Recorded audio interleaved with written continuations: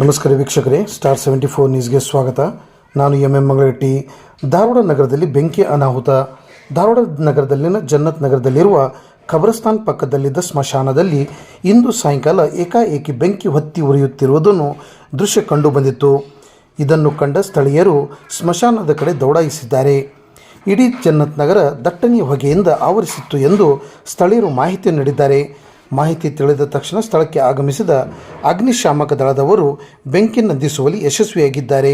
ಯಾವುದೇ ಅನಾಹುತ ಆಗಿಲ್ಲ ಎಂದು ತಿಳಿದು ಬಂದಿದೆ.